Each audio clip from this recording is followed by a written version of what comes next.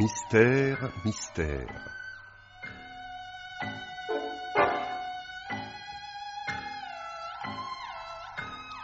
Pierre Billard a choisi pour vous ce soir Le Mauvais Pas, un film radiophonique de Louis C. Thomas, avec André Valmy, Evelyne Selena, Pierre Delbon, Maria Tamar, Pierre Leproux et Jean-Claude Michel.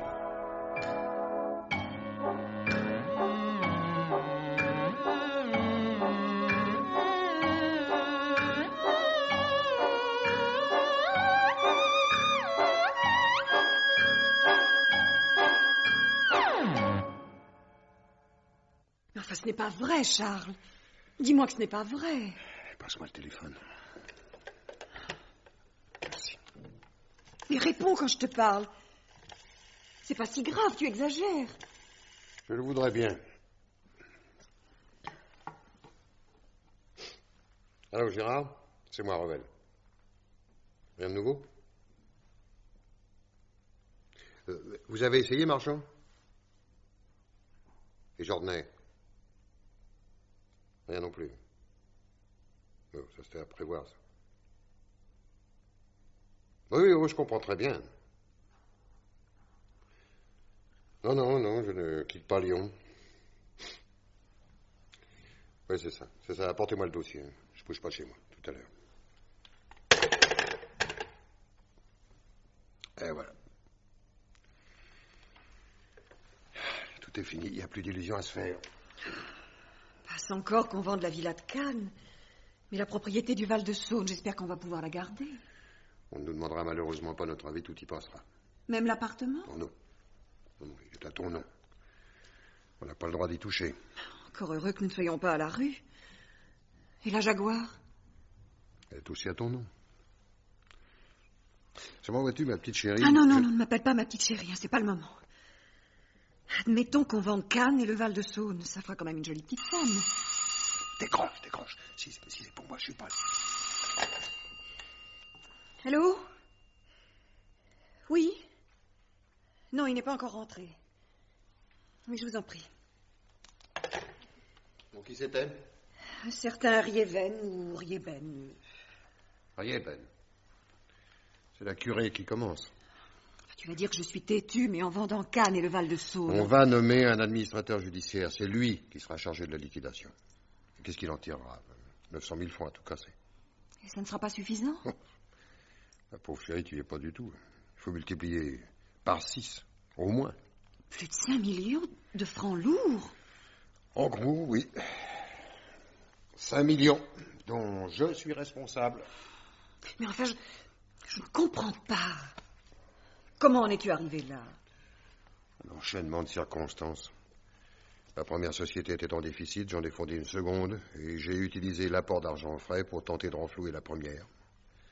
Enfin, tout ça te dépasse. Ah, dis toujours. C'est pas légal, mais c'était ça ou la faillite. Alors, c'était l'engrenage. Plus moyen de reculer jusqu'à ces jours-ci où les actionnaires ont demandé des comptes. Je n'avais pas le droit de me servir de leur argent. Tu comprends? Cet argent ne m'appartenait pas. En somme, c'est comme si tu l'avais volé. Oui, en quelque sorte, oui. Mais alors tu risques d'aller en prison. Mon avocat ne voit qu'un moyen d'éviter la correctionnelle, redonner confiance en relançant l'affaire avec des capitaux neufs. La moitié suffirait. Mais vous les trouvez. Si dans 48 heures ou plus tard je n'ai pas la parade, je saute. Et si je saute... Tu dis la moitié. La moitié, ça fait à peu près 3 millions. À peu près, oui. Alors tu les as? Qu'est-ce que tu me racontes? Tu les as, oui ou non? Mais non. L'héritage de ma première femme appartient à Elisabeth, tu le sais bien. Elisabeth et toi, c'est la même chose. Non, Laure, non, c'est pas la même chose. Elisabeth a hérité de sa mère. Mais elle est aussi ta fille. Et ça n'a aucun rapport. Ma première femme a laissé toute sa fortune à Elisabeth. Moi, je n'en ai que l'usufruit. Je n'ai pas le droit de toucher au capital. Et à l'argent de tes actionnaires, tu avais le droit d'y toucher? Mais je te répète une fois de plus ce que je t'ai déjà dit 100 fois. Même si Elisabeth était d'accord pour me remettre cet argent, elle n'en aurait pas la possibilité. Il reste bloqué chez le notaire. Elle n'en disposera qu'à ma mort. Ou toi, à la sienne. Tu dis n'importe quoi. Ah bon, n'en parlons plus. Elle est au courant de ta situation? Elisabeth? Non, pas encore, non. Là, je me demande comment je vais lui apprendre la chose. Ah, avec moi, tu n'as pas pris de gants. Toi, c'est différent. Tu es ma femme. Oui, merci pour le Moi privilège. aussi, je t'en prie, ne complique pas les choses. J'ai essayé de te cacher mes ennuis aussi longtemps que j'ai pu. Je pensais que ça pouvait toujours s'arranger, que je pourrais m'en tirer d'une façon ou d'une autre. Et à moi, tu y as pensé? Je ne pense qu'à toi, ma fille. Pour qui crois-tu que je travaille? Oh, pour flatter ton amour-propre, surtout. C'est pas de l'amour, c'est de l'orgueil. Je te jure qu'il n'y a que toi qui compte pour moi. Tu comptes plus que tout. Plus que ta fille? Aujourd'hui, oui. Et je crois plus qu'Elisabeth. Je t'aime, Laure. Tu le sais bien. Ce que je sais, c'est que si tu m'aimais vraiment, tu ne resterais pas là à attendre passivement qu'on te conduise à l'abattoir. Je me suis battu autant que j'ai pu. Un jour, tu m'as dit que tu te sentais capable de remuer des montagnes, si je te le demandais. Et je t'ai cru. Oh. Je me suis trompée, tant pis. Laure. Tu vas pas me laisser tomber, toi aussi. C'est pas moi qui te laisse tomber, c'est toi qui m'abandonnes. Mais moi, je t'aime, moi, je t'ai toujours aimé. Je suis prêt à faire n'importe quoi pour te le prouver. Alors prouve-le. Je le prouverai. Oui, tu as raison. Je vais te le prouver. Qu'est-ce que tu vas faire? Allez en Suisse. J'ai peut-être là-bas... J'ai certainement là-bas le moyen de tout arranger. Pourquoi n'y es-tu pas allé plus tôt? Mais parce que je suis maintenant décidé à obtenir ce que je désire. Par tous les moyens. Enfin, ce serait trop long à t'expliquer. Ça doit être Gérard. On va me préparer une petite valise, juste le nécessaire pendant que je le reçois. Oui.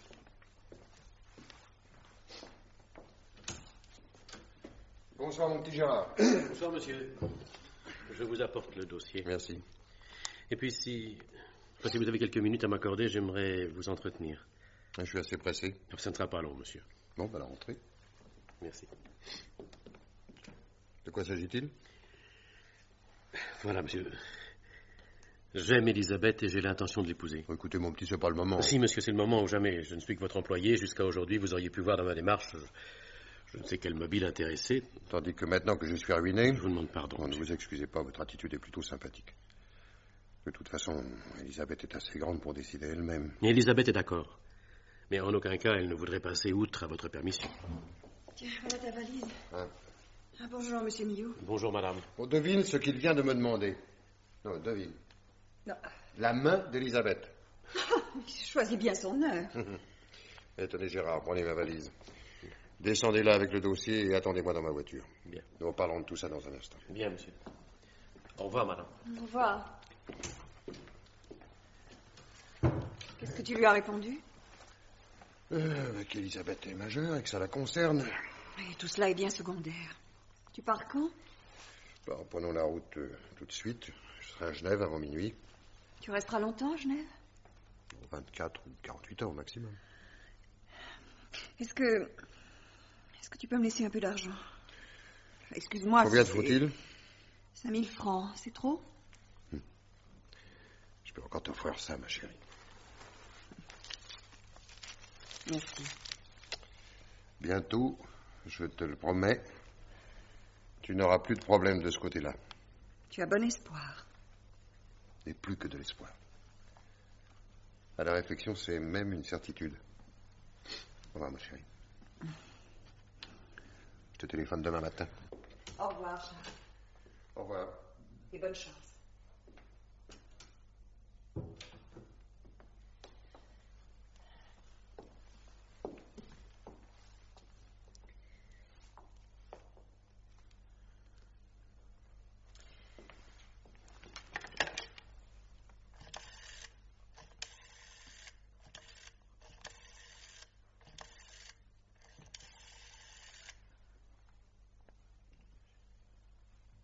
Allô? Allô, Guy? C'est moi, alors. J'ai essayé de t'appeler plusieurs fois aujourd'hui. Mais mon chéri, je ne fais pas ce que je veux. Ça fait 3 jours que je ne t'ai pas vu. Je vais devenir folle. Mon mari vient de partir en voyage, je suis toute seule. Non, je n'ai plus de bonne. Tu peux venir. Oh, mon chéri, je t'en supplie, viens. Oui, j'ai les 5000 francs. Je les ai gardés pour toi.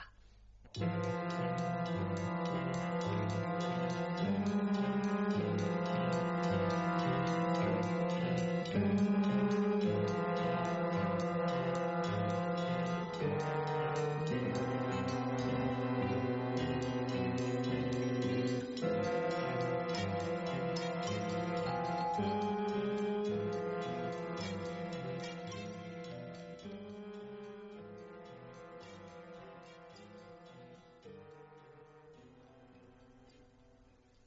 veux bien me servir un cognac, s'il te plaît? Fais attention, Guy. Ça fait le 4e depuis que tu es arrivé. Oh, ce sera le dernier. Vous n'allez pas me refuser le coup de l'étrier, chère madame. Non, tu ne vas pas partir déjà. Ben, je peux quand même pas passer toute la nuit ici. Pourquoi pas? Oh non, ce serait pas raisonnable, non. Si ton mari revenait à l'improviste. Mais il ne rentrera pas avant un jour ou deux. Bon, je constate avec amertume que tu inventes n'importe quoi pour me refuser un petit verre. Je veux bien te le donner. Mais à condition que tu restes encore un peu. Donnant, hein. D'accord. Oh, Guy, ne parle pas comme ça me fait mal. Tu m'aimes? Je t'adore. C'est bien vrai? Puisque je te le dis. Est-ce que tu penses à moi? Moi, je pense à toi toute la journée. Dès que tu me quittes, je suis comme une somnambule. Dis donc, à propos, est-ce que tu as pensé à mes 5000 francs? Oui, ils sont là. Tiens, je les avais préparés. Ce n'est bien entendu qu'un emprunt. Hein? Oui, bien sûr. Si. Chaque fois que tu m'as dépanné, j'ai noté la somme sur mon carnet. Je te rembourserai tout ça. Ces jours-ci, je traverse une mauvaise passe. Une mauvaise passe qui dure depuis des mois. Qu'est-ce que j'y peux? Le marché de la voiture d'occasion, tu sais, en ce moment, ça marche pas très fort, hein, tout le monde te le dira. Tu pourrais peut-être essayer autre chose. Et quoi donc? On ne se refait pas. Moi, que veux-tu, l'automobile, c'est toute ma vie. Les vapeurs d'essence, c'est mon oxygène à moi. Sans ce stupide accident, je piloterais encore en Formule 1. Si tu essayais tout de même de te recycler ailleurs. Oui, je devine ce que tu penses. Tu penses, comme tous les autres, que je ne suis plus qu'un minable démarcheur en voiture d'occasion qui vit de souvenirs. Non, ce n'est pas vrai. Mais Guy. si, c'est vrai, mais si. Ils s'imaginent tous que je suis fini, foutu. Personne n'accepterait de me confier un volant. Et pourtant, regarde-moi alors, je suis encore en pleine forme. Qu'on me donne ma chance, qu'on me fasse confiance, une fois seulement, et je montrerai de quoi je suis capable. Mais je n'ai pas besoin de ça pour t'aimer. Moi, j'en ai besoin pour vivre. J'ai besoin de croire qu'un jour, j'aurai de nouveau ma chance. Ou alors, autant me flinguer tout de suite. Tiens, qu'est-ce que je te disais? Voilà ton mari qui rapplique. Mais impossible, il est en Suisse. Oui, la preuve. J'aurais dû filer plus tôt, qu'est-ce que je fais maintenant? Descends par l'escalier de service. La porte du fond après celle de la cuisine. Mon téléphone, hein. Au revoir. Au revoir, mon chéri. À bientôt. Voilà. Qu'est-ce que c'est? C'est moi, Elisabeth. Merci. Qu'est-ce qui t'arrive? Papa a eu un accident. Un accident de voiture? Oui. Mais enfin, il est blessé. Il est grièvement blessé. Il est mort. Laure. Papa est mort. Mort? Sa voiture est tombée au fond d'un ravin. Et arrivée en bas, elle a pris feu. C'est affreux. C'est affreux, oui. Ne reste pas là. Alors, assieds-toi. Tu veux boire quelque chose? Non, merci. Comment as-tu appris?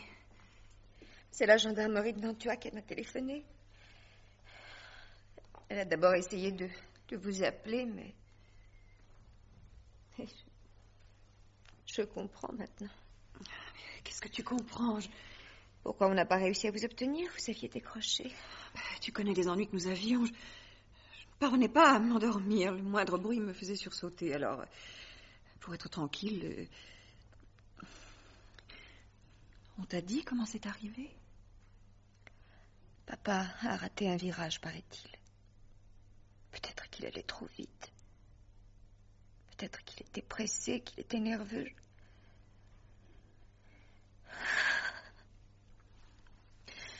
Ce sont 2 motards de la police qui l'ont découvert, attirés par les flammes de la voiture. Voilà, c'est tout.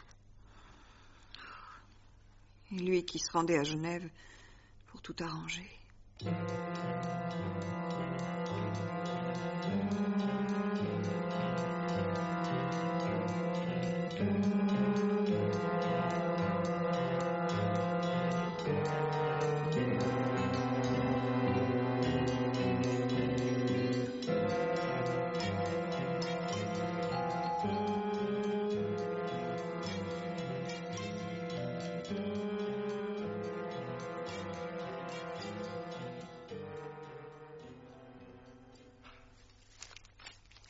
Six, 7, 8, 9 et 10.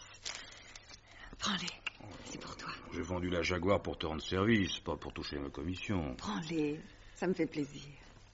Bon, j'accepte parce que tu insistes, mais je m'en voudrais si ça te faisait défaut. Non, ne t'inquiète pas pour moi. Dans peu de temps, j'aurai tout ce qu'il me faut. Et même plus. Mais je croyais que ton mari était ruiné. Il était ruiné. Tout ce qui lui appartenait est sous séquestre. Alors? Alors viens voir. Regarde. Une assurance? Une assurance vie? Contractée en ma faveur par mon mari. Oh, de combien? Lis toi-même. Pas possible. Si. Oh, tu vas toucher... Tu vas toucher 1 million? 1 million de francs lourds? Parfaitement. Oh, avec ça, il y a de quoi voir venir. Je suppose que tu as des tas de projets. Quelques-uns, oui. Qu'est-ce que tu ferais, toi, si tu avais 1 million? Oh, bah, je m'achèterais une bagnole. Enfin, je veux dire, ce que j'appelle une bagnole. Je la ferais mettre au point par un mécano que je connais, et je recommencerais la compétition pour mon propre compte. Oh. Plus rien ne t'empêche de réaliser ce projet maintenant. Oh, avec quoi? Ah, mais je suis là, non? Tu ferais ça pour moi? Vrai? Je suis libre, Guy. Et je t'aime. Non, mais je rêve ou quoi? Alors, c'est oui? Tu me le demandes? Je sais pas comment te dire merci. Mais il suffit que tu me l'aimes. Tant que tu voudras. Tu attends quelqu'un? Non. Ah, si. Un commissaire de police. Il m'a téléphoné ce matin. Qu'est-ce qu'il te veut? Oh, toujours la même chose, qu'ils appellent l'escroquerie de mon mari. Ils m'ont déjà convoqué 2 fois à la brigade financière pour me poser des tas de questions. Si mon mari avait des intérêts dans d'autres sociétés, s'il avait placé de l'argent à l'étranger, etc., etc. Et comme j'ignorais toutes ces affaires, ils en sont restés pour leurs frais. Non, ça fait rien s'il me trouve ici. Je n'ai de compte à rendre à personne. Non, écoute, je préfère filer. D'ailleurs, je suis pressé. Oh, dis-moi au revoir. Au revoir, ma chérie. Mieux que ça. Au revoir, ma chérie. Au revoir, mon amour. Allez, soyons sérieux, il faut y aller. On se revoit quand? Je t'appelle entre 5 et 6, on pourra dîner ensemble. Allez. Madame Revel, s'il vous plaît. C'est moi. Je suis le commissaire Constant. Entrez, monsieur le commissaire. Pardon. Je ne vous dérange pas, au moins? Du tout. Monsieur Sauvignon s'en allait. Oui, j'étais justement en train de prendre congé. Au revoir, madame. Au revoir, monsieur. Au revoir, monsieur le commissaire. Au revoir, monsieur. Je suis à votre disposition, monsieur le commissaire. J'ai déjà été entendu par vos collègues sans leur être d'un grand secours. J'ai moi-même étudié le dossier. J'aimerais éclaircir quelques points. Avec votre aide, naturellement. Je vous en prie. Et voilà. Mardi soir, votre mari a quitté Lyon pour Genève, dans l'espoir de trouver là-bas, m'a-t-on dit, le moyen de renflouer son affaire. C'était plus que de l'espoir, c'était une certitude. En tout cas, c'est ce qu'il m'avait dit. De quelle manière? Vous l'avait-il dit aussi? Non. Non, il m'a juste dit que ce serait trop long à m'expliquer. Vous ne voulez pas vous asseoir? Merci. N'a-t-il pas fait allusion à quelqu'un qui aurait eu intérêt à ce que son projet n'aboutisse pas? Je ne saisis pas très bien. Quelqu'un qui aurait eu de fortes raisons, de très fortes raisons de l'empêcher d'aller à Genève? Je ne vois pas. Il avait peut-être des rivaux en affaires, mais il ne m'en parlait jamais. Mais revenons à mardi soir. Il est donc parti à 19h. C'est vous-même qui l'avez précisé. Oui, je m'en souviens. L'accident a eu lieu entre Ambérieu et Nantua, à une vingtaine de kilomètres de Nantua. Monsieur Revel avait donc parcouru environ 100 kilomètres. D'autre part, quand les motards l'ont découvert, il était 22h10. La voiture brûlait encore. Pardonnez-moi ce détail, madame, mais il permet de situer l'heure de l'accident à quelques minutes près. 10h moins 5 au plus tôt. Enfin, vous habitez la périphérie de Lyon, à proximité de l'autoroute de dégagement, ce qui exclut les gros embouteillages. Mais je ne vois pas où vous voulez en venir, monsieur le commissaire. À ceci, madame. Votre mari n'a pas pu mettre 3 heures pour couvrir moins de 100 kilomètres. Il y a au moins 1 heure de trop dans cet horaire. Il n'a peut-être pas pris la route immédiatement. C'est vous-même, madame, qui avez dit... J'ai dit qu'il était descendu à 19h. Il a pu bavarder un moment avec Gérard. Gérard Millot, son secrétaire. Monsieur Millot était avec lui? Oui, il était venu lui apporter un dossier. Il l'attendait en bas, dans la voiture. Ils devaient faire la route ensemble? Oh, il n'en a jamais été question. Alors pourquoi le secrétaire attendait-il monsieur Revel dans la voiture? Mon mari était assez pressé et Gérard voulait lui parler de... Oh, cela me semble tellement dérisoire à présent. Dites toujours. Gérard Millot venait lui demander la main d'Elisabeth, la fille de mon mari. Et monsieur Revel la lui a refusé? Au contraire, il semblait très bien disposé. D'ailleurs, Elisabeth est majeure et elle pouvait fort bien se passer de son autorisation.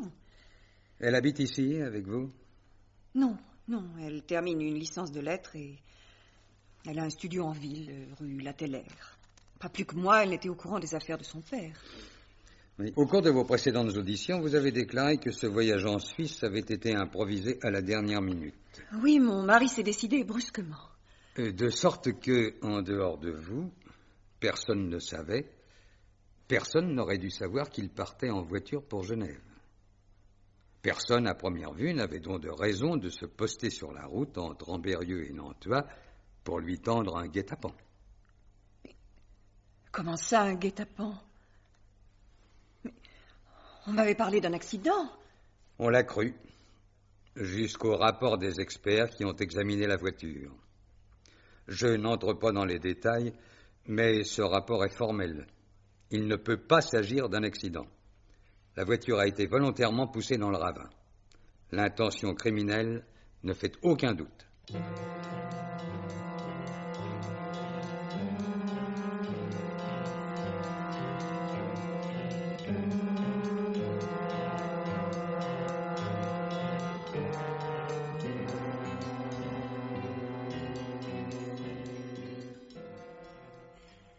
ne suis pas en retard. Non, c'est moi qui suis en avance. Assieds-toi. Qu'est-ce que tu bois? La même chose que toi. Garçon? La même chose. Ouais, j'ai pas perdu mon après-midi, tu sais. Je crois que j'ai trouvé une bagnole. Ben quoi, tu n'es pas contente? Mon mari a été assassiné. Quoi? Mon mari a été assassiné. Assassiné? C'est pour ça que le policier est venu me voir. Ce serait plus un accident? Ce n'est pas un accident. D'après les experts, il n'y a aucun doute. Oh. Ce serait un assassinat, alors? La police enquête. Pour un pépin, c'est un pépin. Est-ce que ça change quelque chose pour l'assurance? Rien du tout. Ça risque seulement de retarder un peu le paiement. Ah, on n'en est pas à quelques semaines près, remarque. Non. L'essentiel, c'est que tu touches le million. En attendant, j'ai pas mal de contacts à prendre. D'ici là, j'espère qu'ils auront arrêté le coupable. Le commissaire cherche à qui le crime profite. Ouais. À toi d'abord. Oh, idiot. Excuse-moi, c'est une plaisanterie stupide, je le reconnais. Oh, j'ai pas envie de plaisanter, figure-toi. Ah, tu as raison, ma chérie. Dis donc, au policier, tu lui en as parlé de l'assurance vie? Non, j'ai pas osé. Ça, c'est pas malin. Écoute, il l'apprendra tôt ou tard, et alors, il s'imaginera que tu as voulu le lui cacher. Mais sur le moment, j'ai été prise de court. Et puis qu'il l'apprenne ou non, quelle importance. J'ai rien à me reprocher. Tu sais ce que je vais faire pour commencer? Commencer quoi? Commencer à me faire la main. Je vais courir 2 ou 3 rallyes avec une voiture de série, un peu gonflée, bien mise au point.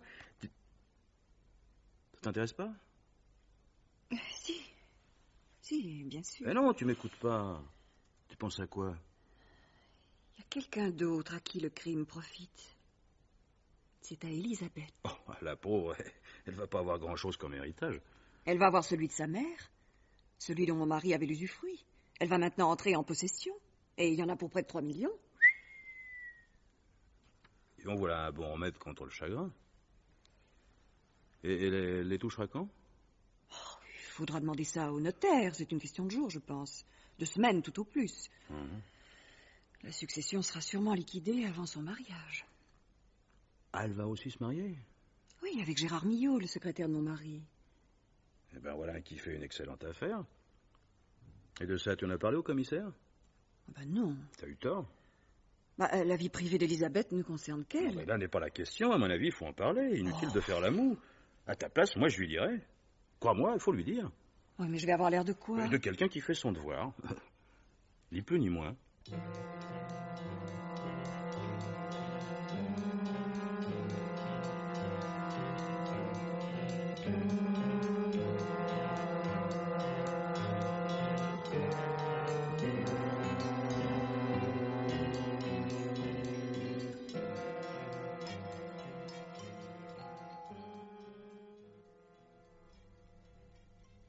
Monsieur Millot, je vous ai convoqué pour 2 raisons principales. Premièrement, pour que vous me confirmiez que vous allez bien épouser mademoiselle Revel. C'est exact. Deuxièmement, pour que vous me résumiez l'entretien que vous avez eu avec son père mardi soir, après qu'il vous eut rejoint dans la voiture.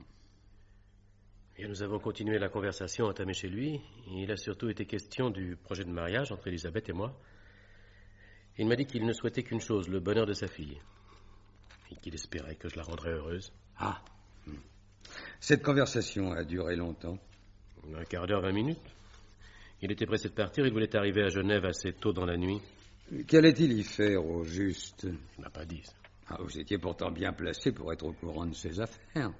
Oui, mais cette fois, il est resté mystérieux. Je n'ai pas insisté. À vrai dire, j'avais d'autres idées en tête. D'autres idées? Eh bien oui, mon mariage avec Elisabeth. Ah. À propos, Monsieur Revel vous a-t-il parlé de la fortune personnelle de sa fille? Non. Il ne vous en a pas parlé du tout? Pourquoi m'en aurait-il parlé, puisqu'Elisabeth ne pouvait la toucher qu'après sa mort à lui? Il était en bonne santé, dans la force de l'âge, il ne pouvait pas prévoir que... D'ailleurs, si j'ai osé lui faire part de ce projet de mariage, c'est justement parce qu'il était ruiné. Oh, cette attitude vous honore. Cependant, elle ne semble guère correspondre à votre tempérament. C'est-à-dire? J'ai là votre curriculum vitae, monsieur Millot. Au départ, la vie n'est pas tendre avec vous. Vous perdez votre père à 15 ans. À 16, vous quittez le collège par nécessité, sans aucun diplôme. Vous travaillez comme garçon de course d'abord, puis comme employé de bureau. Parallèlement, vous poursuivez vos études. Vous êtes bien décidé à ne pas rester dans le bas de l'échelle. Réformé, vous n'accomplissez pas de service militaire, ce qui vous permet d'être, à 25 ans, secrétaire de direction dans une importante société de chimie industrielle de Grenoble. Au dire de ceux qui vous ont connu à cette époque, vous étiez doué d'une force de caractère peu commune et d'une ambition quasi démesurée. Vous classez cela dans les défauts ou les qualités? À vous de juger. Toujours à cette époque, vous tentez de compromettre la fille mineure du patron pour pouvoir l'épouser. Elle s'est compromise toute seule, croyez-moi. D'ailleurs, j'ai rompu, j'ai quitté la société. Le père de la jeune fille prétend qu'il vous a obligé à donner votre démission. C'est faux. Et même si c'était vrai, en quoi cela vous regarde-t-il? Qu'est-ce que cela a à voir avec le meurtre de M. Revel? Ah, j'y arrive. À 26 ans, vous entrez dans la société de M. Revel. Vous vous faites vite remarquer par votre compétence et votre conscience professionnelle. Or, votre nouveau patron a une fille, et comme par hasard, vous vous intéressez à elle. Mademoiselle Revel est votre maîtresse, n'est-ce pas? C'est exact. Je n'ai aucune raison de le cacher. J'aime Elisabeth et je ne me permets pas de douter de la sincérité de mes sentiments. Et puis après tout, pensez ce que vous voulez, j'ai ma conscience pour moi. Tenons-nous-en donc aux faits. Mardi soir, votre conversation avec M. Revel a duré, mettons, une vingtaine de minutes. Ensuite, vous vous êtes séparés et il a pris directement la route. C'est bien ça? Pas précisément. Il m'a dit qu'il allait passer à son bureau, il avait certaines pièces à consulter. Et vous ne l'avez plus revu? Non. Donc, il est allé à son bureau où il est resté un temps indéterminé. Et vous, qu'avez-vous fait? Je suis allé chez Elisabeth. Bien. Mademoiselle Revel, s'il vous plaît. Entrez, mademoiselle. Monsieur Millot, mademoiselle affirme qu'il a passé la nuit de mardi à mercredi chez vous. C'est la vérité. Il était là quand la gendarmerie de Nantua a téléphoné. Il était alors 2 heures du matin. Mais à quelle heure est-il arrivé? Et entre 8h30 et 9h. J'ai d'abord dîné dans un snack. Laissez répondre, mademoiselle Revel. Si monsieur Millot dit qu'il est venu vers 9h, je ne vois pas pourquoi vous mettriez sa parole en doute. C'est vous qui l'avez reçu? Non. Non, j'avais une réunion. Je ne suis rentrée que vers 00h30. Monsieur Millot m'attendait. Et pourquoi me demandez-vous cela? Et tu n'as pas encore compris? Il se figure que j'ai tué ton père. Voilà pourquoi il cherche à détruire mon alibi. Ça fait 1 heure qu'il tourne autour du pot sans oser m'accuser. Ce n'est pas vrai. Dis, Gérard, ce n'est pas vrai. Mais bien sûr que ce n'est pas vrai. Un peu de calme, monsieur Millot. Si vous ne voulez pas qu'on vous accuse, ne vous comportez pas en coupable. Laissez parler librement mademoiselle Revel. Vous avez des questions? Le décès de votre père va donc vous permettre d'entrer en possession de l'héritage de votre mère. J'aurais préféré ne jamais le toucher. Vous n'allez pas le refuser. Évidemment, non.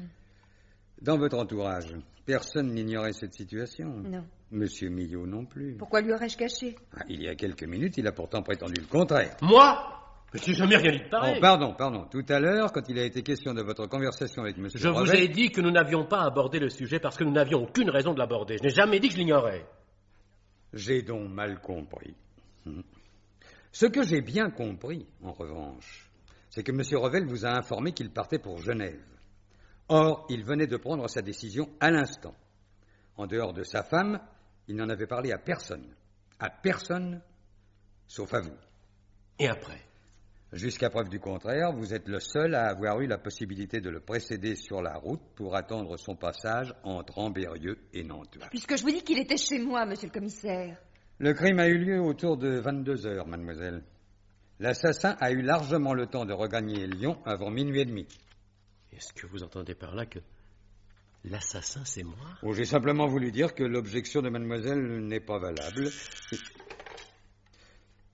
Allô? Oui? Bon, je viens. Excusez-moi quelques instants.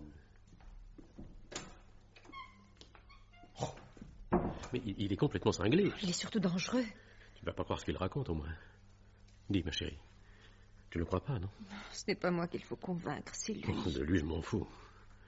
C'est ce que tu penses, toi, qui compte. J'ai confiance en toi, Gérard. Puisque je t'aime. Merci, ma chérie. Je t'aime, moi aussi, tu le sais bien.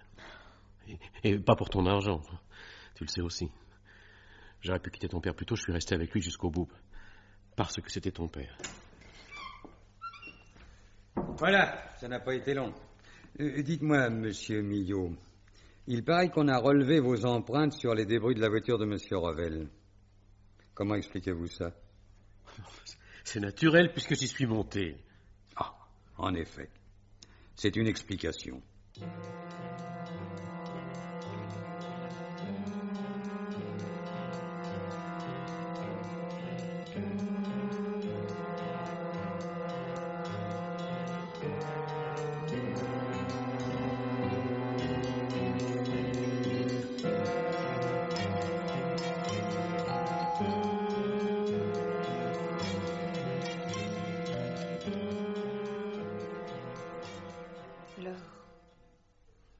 Ils ont arrêté Gérard. Ils l'ont mis en prison. Je sais. La radio vient de l'annoncer. Qu'est-ce qu'on dit? Qu'il a tué ton père pour te faire hériter et t'épouser ensuite. Oh, mais c'est monstrueux. Gérard est incapable d'avoir fait une chose pareille. Ma pauvre petite, il faut pourtant te rendre à l'évidence. Alors vous le croyez coupable, vous aussi? Mais ce n'est pas moi. C'est la police. La police se trompe. Gérard est innocent, j'ai confiance en lui. Parce qu'il t'a juré qu'il t'aimait? Parce que je l'aime. Moi aussi. Vous entendez? Malheureusement, ce n'est pas une preuve. Oh, je m'en vais. Elisabeth! Attends, Elisabeth! gosse. Moi, je la plains pas. Tu as entendu ce qu'elle m'a dit? Un peu, oui. Et tu n'as pas pitié? Non, j'aurais pitié d'elle si elle était malheureuse. Elle a l'air de prendre ça de très haut. Pour un peu le temps engueuler. Elle ne veut pas admettre. Je me mets à sa place, si c'était toi. Ah non, non, ne me compare pas avec ce petit salaud, s'il te plaît. Elle n'empêche que si on t'avait accusé d'avoir tué mon mari... Au lieu de dire n'importe quoi, regarde plutôt ça. Oh Ta photo? C'est dans quel journal? Rallye et compétition. Je suis descendu l'acheter pendant que tu causais avec Elisabeth. Oh, mais tu es beau comme toi. Le champion Guy Sauvignon, qu'un accident avait retenu loin de la compétition, va faire prochainement sa rentrée. Oh, c'est magnifique. Et ce n'est qu'un début. Après-demain, j'ai rendez-vous avec 2 journalistes de la télé. Demain, je vois Blavier pour acheter la voiture. Le contrat est prêt. Attends plus que des provisions. Maintenant qu'on a arrêté l'assassin, j'espère que l'assurance ne te fera pas trop languir. Je leur ai encore téléphoné hier, ils doivent m'écrire incessamment. Ah bah tiens, justement, en remontant, j'ai pris le courrier au passage, il est sur la petite table. Attends, c'est pas ça, c'est pas ça, c'est pas ça. Oh, Guy! Hein? Cette écriture-là, sur cette enveloppe. Cette écriture. Mais quoi, cette écriture? Oh, mais c'est l'écriture de mon mari. Tu es folle! Mais si, c'est elle, je la reconnaîtrais entre mille. Oh, et puis, il n'y a même pas de timbre. C'est quand même pas ton mari qui l'a glissé dans ta boîte, non? Je l'ouvre. Oui, ouvre-la.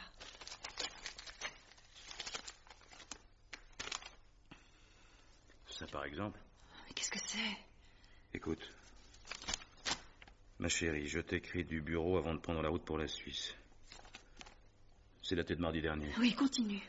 Tu m'as demandé une preuve d'amour, c'est la seule que je puisse te donner puisque je n'ai plus le choix. Tout à l'heure, entre Ambérieu et Nantua, j'aurai un accident mortel. Pour tout le monde, j'aurais raté un virage. Ah, donne-moi ça. Après ma mort, tu toucheras le million de l'assurance vie. De son côté, Elisabeth touchera l'héritage de sa mère. Vous serez ainsi toutes les deux à l'abri du besoin. Logiquement, je ne devrais pas t'écrire, mais avant de mourir, je veux que tu saches que je t'aime, que je t'ai aimé plus que ma vie. Cette lettre est ma dernière faiblesse. Oh, je ne savais pas qu'il m'aimait à ce point. Tu es sûr que c'est son écriture? Ah, mais sûre et certaine. Alors qu'il a mise ce matin dans la boîte. Mais il l'explique là. Regarde. Je vais confier cette lettre à un courrier qui la déposera chez toi dans 10 jours pour que tu la lises en toute sérénité lorsque l'enquête sur l'accident sera close et que tout sera rentré dans l'ordre. Ne parle de cette lettre à personne, surtout pas à Elisabeth. Brûle-la quand tu l'auras lue. Qu'est-ce que tu fais? Tu ne vas pas la brûler? Bien sûr que si. Mais c'est la preuve, la seule preuve de l'innocence de Gérard. Et c'est aussi la preuve que ton mari s'est suicidé. Et si ton mari s'est suicidé, toi, tu ne touches pas un sou. Pourquoi pas? Le suicide est une clause d'annulation d'une assurance vie. C'est écrit en toutes lettres dans la police. Et alors qu'est-ce qu'il faut faire? Il faut choisir. Tu préfères vivre dans la misère? Et toi, tu accepterais la condamnation d'un innocent? Oh, condamnation, n'exagérons rien. Il n'est pas certain qu'on la verra aux assises. Et puis même si on le juge, il ne sera pas forcément condamné. Ah, mais enfin, puisque nous savons qu'il n'a rien fait. Rien fait. C'est drôle, rien fait. C'est pas l'avis de la police. Oh, tu es de mauvaise foi. De mauvaise foi, moi, Oui, c'est vrai. Je suis de mauvaise foi. Et alors?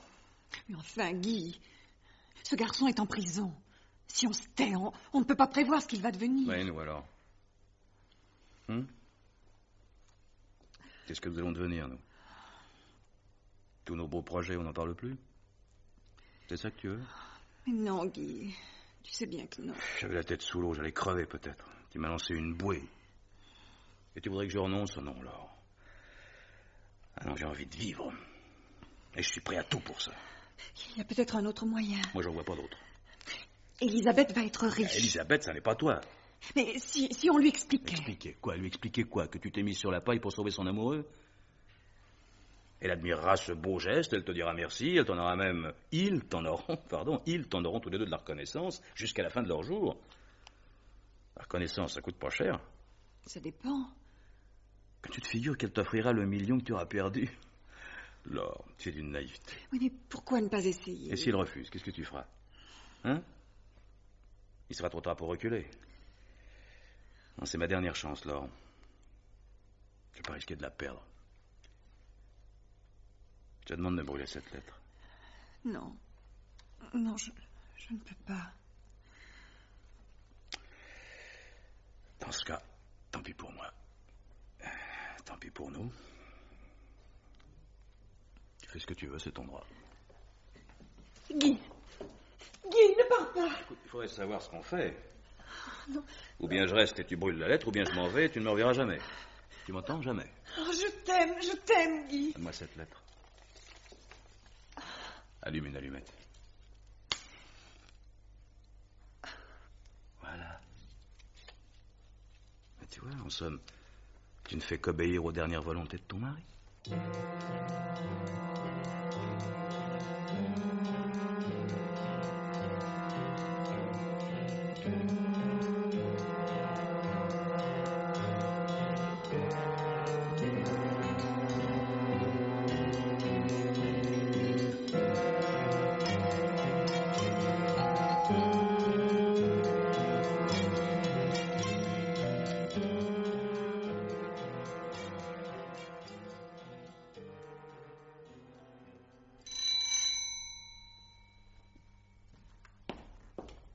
Qui est là?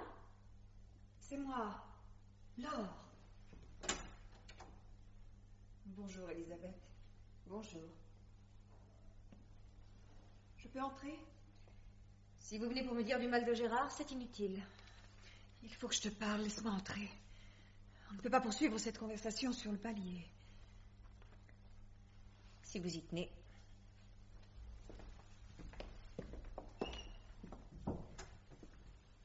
Je ne suis pas venue pour te dire du mal de Gérard. Au contraire. Hier après-midi, vous n'étiez pas du même avis. Oui, mais j'ai beaucoup réfléchi cette nuit. Je me suis rappelé ce que disait de lui ton père. Sa droiture, son dévouement, sa nature foncièrement honnête. Vous le répéteriez au juge d'instruction? Et bien entendu. Alors vous aussi, comme moi, vous êtes persuadé qu'il est innocent? J'en suis convaincue. Oh, merci, Laure. Oh, merci. Vous me faites tellement de bien. Oh, permettez que je vous embrasse. J'ai obtenu d'aller le voir demain matin. Je lui raconterai. Ça lui remontera le moral. Il en a bien besoin, mon pauvre Gérard. Tu lui diras que nous allons tout faire pour l'aider. On finira bien par le tirer de ce mauvais pas. Moi, je m'y emploierai de toutes mes forces.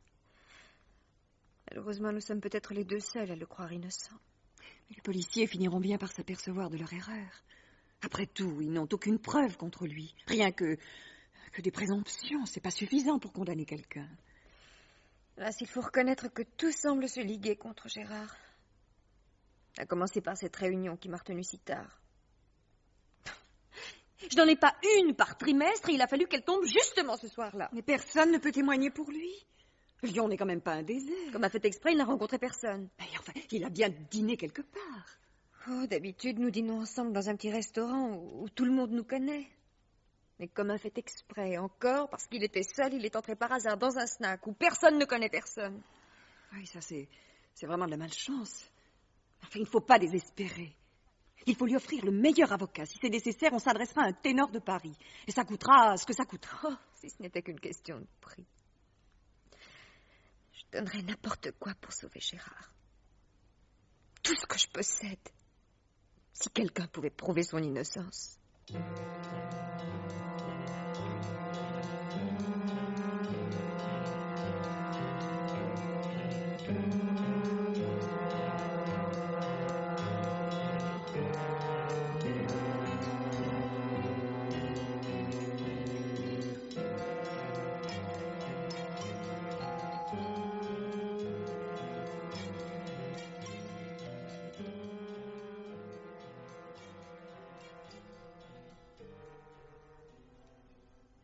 Ah, j'ai plein de choses à te raconter. D'abord, j'ai le contrat de Blavier en poche.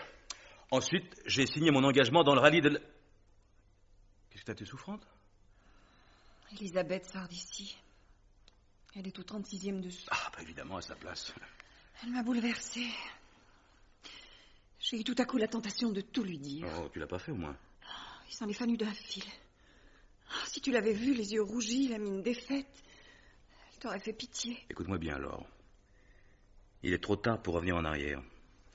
Pour la police, Pour tout le monde, ton mari a été assassiné. Oui, mais nous savons, nous, que c'est faux. Même si tu disais la vérité, ça ne servirait plus à rien. On a brûlé la lettre, personne ne te croirait, on penserait une manœuvre. Quelle manœuvre? Une manœuvre pour sauver Gérard. On pourrait même imaginer qu'Elisabeth t'a payé. Tu ferais plus de mal que de bien. Si tu m'avais écouté. Hier, Elisabeth m'a dit qu'elle donnerait tout ce qu'elle possède. Bon, en parole, c'est pas difficile. Écoute, au lieu de te ronger les sangs en graisse inutile, tu ferais mieux de réagir. Tiens, tu vas t'habiller, je t'emmène dîner. Non, je n'en ai guère envie. Ah ben, force-toi un peu. Je ne peux pas, je suis à bout de nerfs. Prends un tranquillisant. Oh, j'en prends toute la journée, je vais finir par me rendre malade. Je réponds. Allô?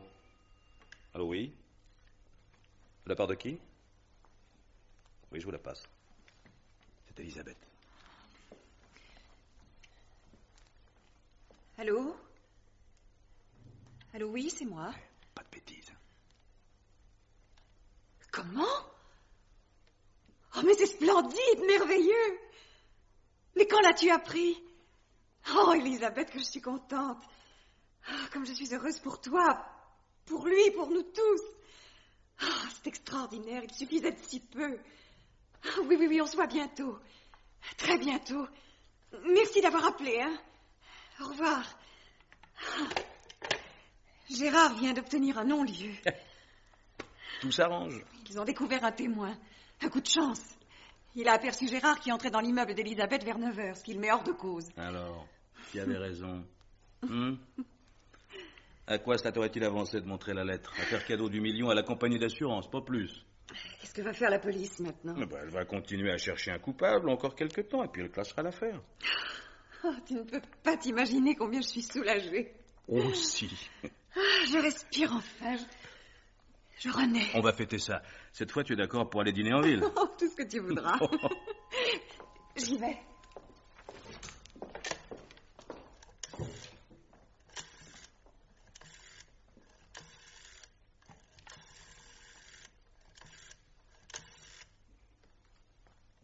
Allô? Oui, je voudrais retenir une table.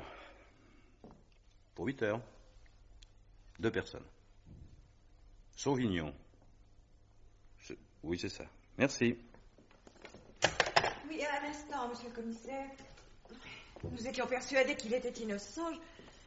Je vous présente monsieur Sauvignon. Guy Sauvignon, le coureur automobile? C'est bien moi, oui. On parle beaucoup de vous en ce moment, monsieur Sauvignon. Oui, j'ai décidé de reprendre la compétition. Grâce à madame Revel. C'est bien madame Revel qui... Comment dirais-je? C'est bien elle qui vous commandite, en quelque sorte. En effet, oui, j'ai eu l'occasion de connaître madame Revel lorsqu'elle a vendu sa voiture. Ne commencez pas à mentir, s'il vous plaît. Il a vraiment vendu ma voiture. Il ne s'agit pas de votre voiture, madame, mais de vous. Si mes renseignements sont exacts, vous étiez la maîtresse de monsieur Sauvignon bien avant le décès de votre mari. En quoi la vie privée de madame Revel vous regarde-t-elle? Elle me regarde à partir du moment où monsieur Revel a été assassiné.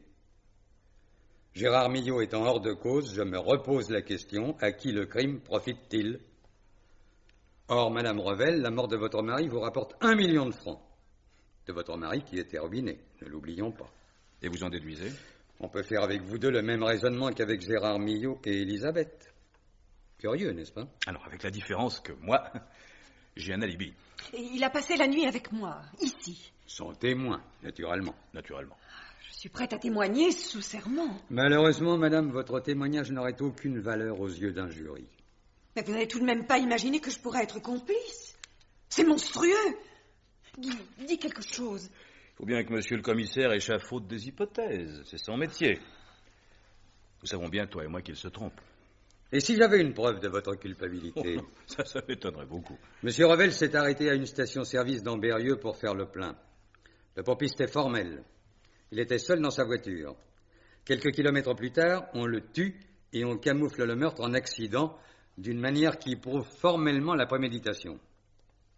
Conclusion, il s'agit bien d'un guet-apens et l'assassin était certain que sa victime passerait sur cette route, c'est-à-dire qu'elle se rendrait en Suisse. Vous me suivez? Oui, très bien, mais qu'est-ce que ça prouve? Or, il a été établi, et ce n'est pas vous, madame, qui me démentirez, qu'il n'y a que 2 personnes qui étaient au courant de ce déplacement, vous et Gérard Millot. Millot éliminé, il reste vous, madame. Moi? Vous ou Monsieur Sauvignon, c'est la même chose. Vous appelez ça une preuve? Ah, disons présomption, si vous préférez. Une forte présomption. Vous possédez un mobile, vous n'avez pas d'alibi et vous êtes maintenant le seul à pouvoir vous être rendu sur les lieux du crime. 3 éléments qui ont décidé le juge d'instruction à signer ce mandat d'amener. Si vous voulez en prendre connaissance... Non, non, c'est une erreur. Réfléchis à ce que tu vas dire, Laure. Monsieur Sauvignon n'est pas coupable. Il n'y a pas de coupable. Mon mari n'a pas été assassiné. Tiens donc. Il s'est suicidé. Allons bon. Il me l'a écrit. Ah, si vous avez une lettre de Monsieur Revel, parfait. C'est-à-dire que... Je ne l'ai plus. Ah, c'est fâcheux. Et qu'en avez-vous fait? Nous l'avons brûlé. Et pourquoi l'avez-vous brûlé? Parce que... Oh, Guy, explique-lui, toi. Expliquez-moi, Monsieur Sauvignon. Monsieur Revel était ruiné. Il risquait d'aller en prison. Alors, pour que sa femme touche l'assurance, il a camouflé son suicide en accident, voilà. Il racontait tout ça dans sa lettre. Et vous l'avez brûlé? Oui. Et vous saviez qu'un innocent était accusé du meurtre? Non, en fait, nous l'avions conservée pour en faire usage en temps utile. Nous l'avons détruite il y a juste 1 heure, quand nous avons appris que Gérard était tiré d'affaire. Je répète ma question. Pourquoi? Le suicide, vous comprenez, aurait annulé l'assurance vie. C'est un délit, nous n'ignorons pas, mais... Vous avez bientôt fini de vous payer ma tête. Ah non, vraiment, c'est trop facile. On assassine quelqu'un, on prétend ensuite qu'il s'est suicidé. Pour faire bon poids, on fait état d'une prétendue lettre. Mais quand il s'agit de montrer la lettre, bernique, plus rien. À qui pourriez-vous faire croire une histoire pareille? Hein? Je vous le demande.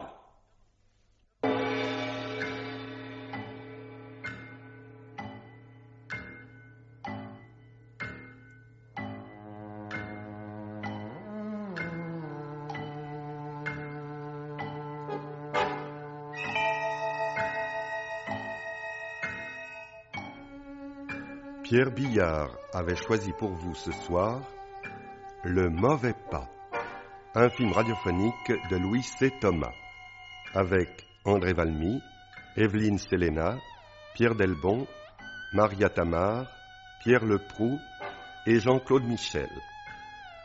Chef opérateur du son, Joseph Regnault. Collaboration technique, François Tandet. Bruitage, Jean-Jacques Noël. Assistante, Suzanne David. Réalisation, Pierre Billard.